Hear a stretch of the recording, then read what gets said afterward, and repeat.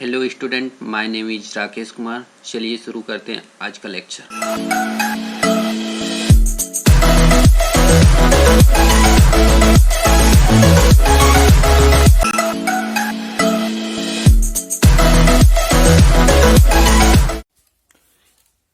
ये input output device का दूसरा वीडियो है जिसमें हम डिस्कस करेंगे इन जनरल जो डिवाइस होता है वो कितने तरीके का होता है।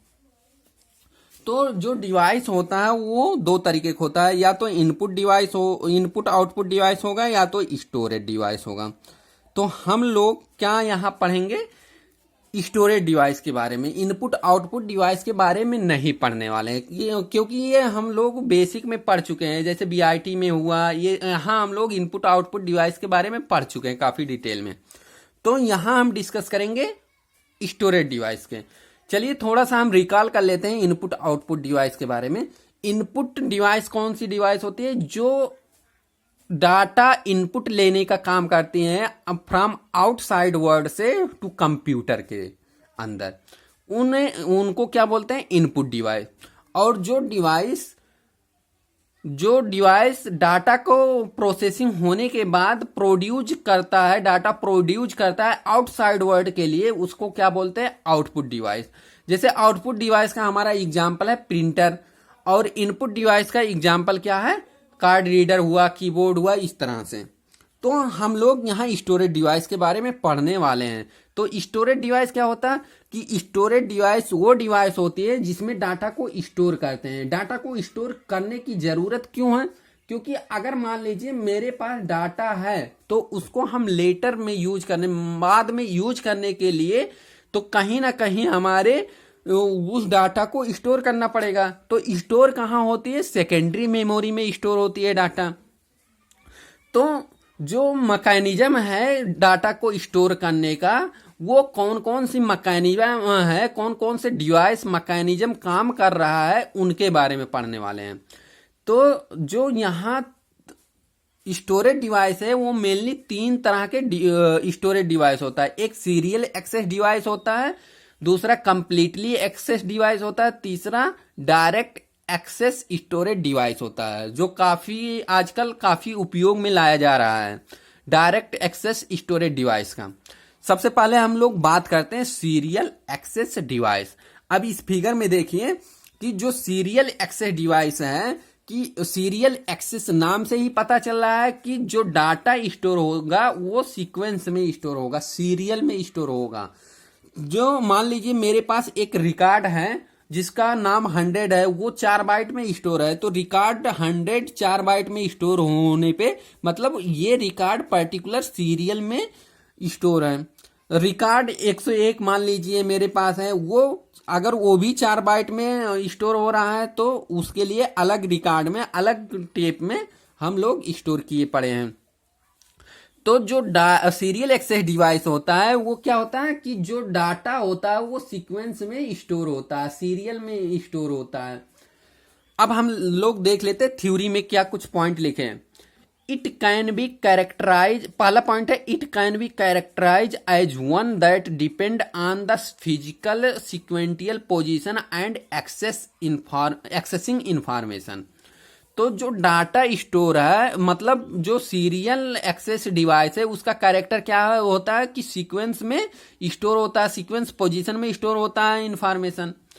इस टाइप के दूसरा पॉइंट, जो इस टाइप के डिवाइस होता है इसका एग्जांपल है magnetic tape.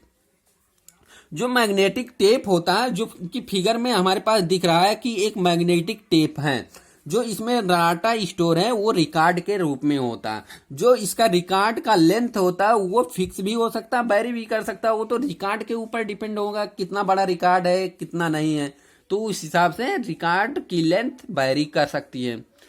Third point, each record can be identify by it physical position on the tape. Example, the first record is one and second record is the second. जो record है वो क्या है? Serial में store है, एक के बाद एक स्टोरेज है। हमें लगता है कि सीरियल एक्सेस डिवाइस समझ में आ चुका होगा आप लोगों। तो अब हम लोग चलते हैं दूसरे टाइप के, जो है कंप्लीटली डायरेक्ट एक्सेस डिवाइस। जो कंप्लीटली डायरेक्ट एक्सेस डिवाइस होता है उसका एक्सेस टाइम क्या होता है, कांस्टेंट होता है।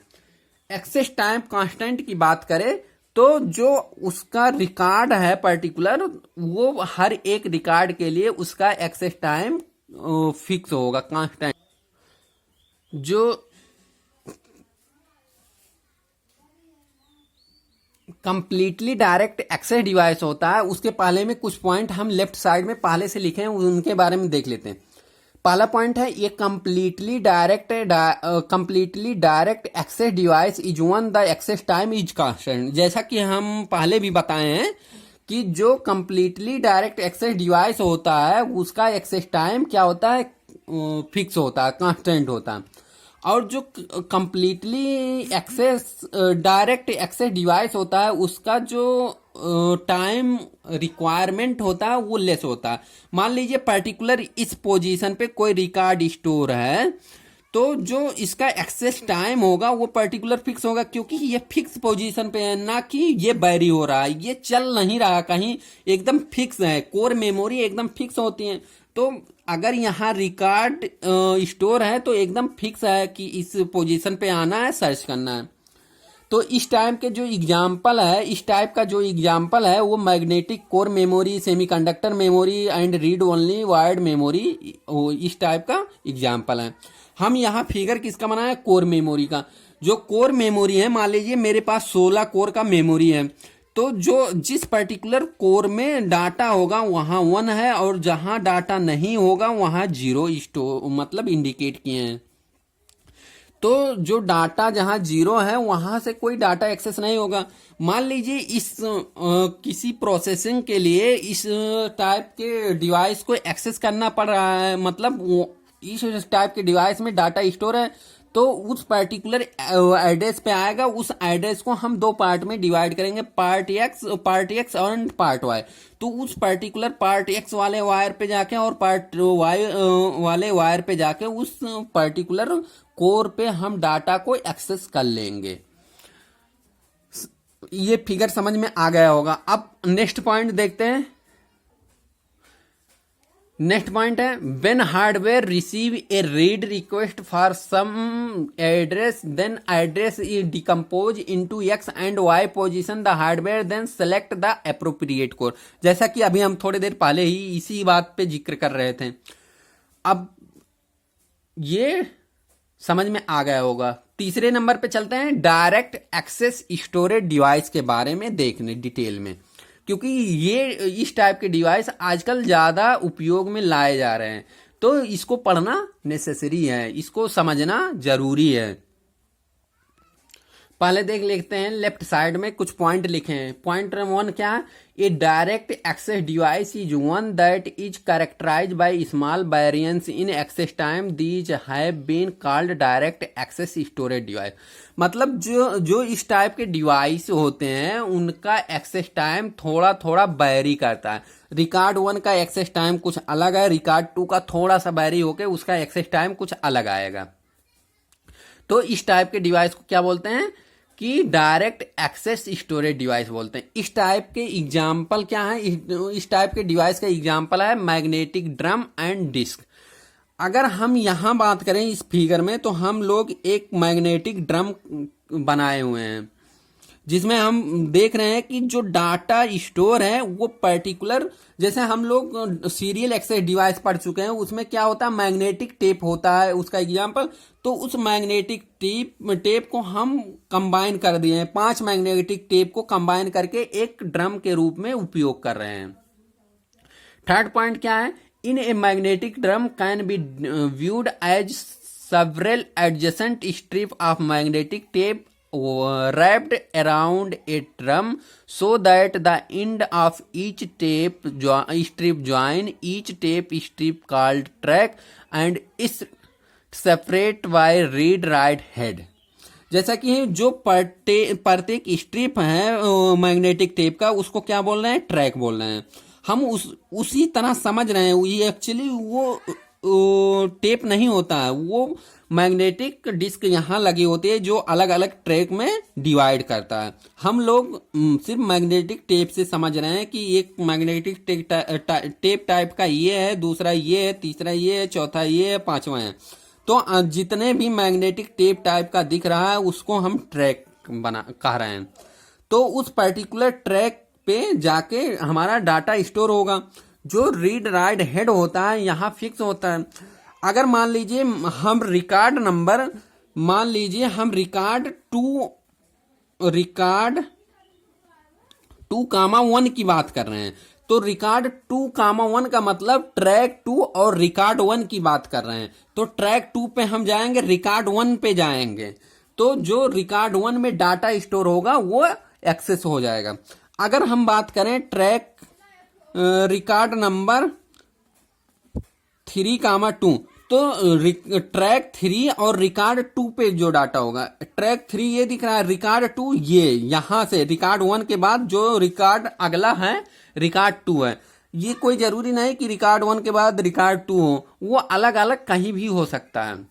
तो नेक्स्ट पॉइंट हम लोग देखते हैं, थ्योरी में क्या लिखे हैं, the drum continuously revolves at high speed so that record repeatedly pass under the read write head, that is record 1 record 2। इस तरह से मतलब ये ड्रम घूमता रहता है, ये record continuously read write head के पास रिकॉर्ड 1 रिकॉर्ड 2 रिकॉर्ड 3 इस तरह टाइप से आता रहता है। अगर मान लीजिए कि हमें रिकॉर्ड 2.1 के बारे में एक्सेस करना है, तो रिकॉर्ड 2 और कामा 1 में क्या है, C4 C9 E2 D2। अगर हमें रिकॉर्ड 5.1 के बारे में एक्सेस करना है, तो रिकॉर्ड 5,1 का मतलब होगा ट्रैक 5 रिकॉर्ड 1। तो ट्रैक 5 में हम पहले बार जाएंगे और रिकॉर्ड 1 के लिए D1 D6 C5 D5 ये मेरे पास हैं।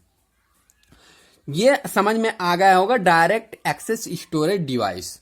अब हम लोग देखने वाले हैं कि इस जो यहाँ टाइम लग रहा है इस रिकॉर्ड को सर्च करने में, कौन कौन से टाइम लगता है।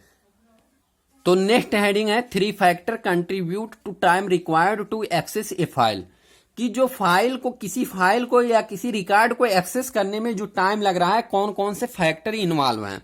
पहला है सीक टाइम। सीक टाइम का मतलब है कि जो रिकॉर्ड पर्टिकुलर ट्रैक को खोजने में जो टाइम लग रहा है कि किस ट्रैक पर है वो रिकॉर्ड, तो जो खोजने में टाइम लग रहा है उसको क्या बोलते हैं, सीक टाइम। सीक का मतलब होता ही खोजना, कि पर्टिकुलर ट्रैक पे कहाँ, किस ट्रैक पे रिकॉर्ड मेरा है, तो उसको क्या बोलते हैं, सीक टाइम। दूसरा सर्च टाइम।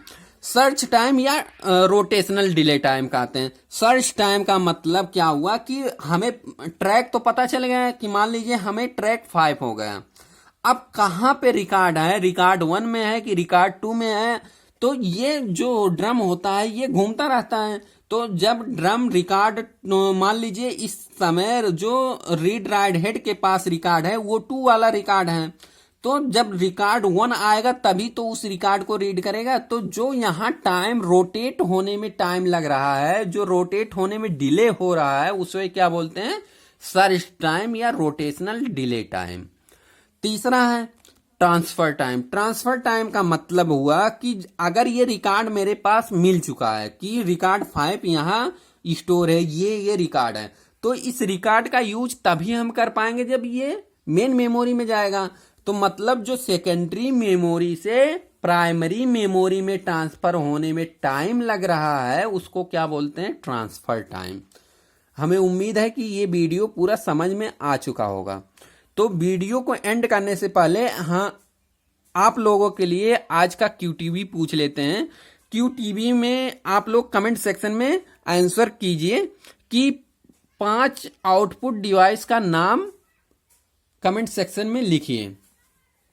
दोबारा रिपीट कर दे रहे हैं QTV कि 5 आउटपुट डिवाइस का नाम QTV में कमेंट सेक्शन में कमेंट करिए। वीडियो देखने के लिए थैंक यू। इस वीडियो को ज्यादा से ज्यादा शेयर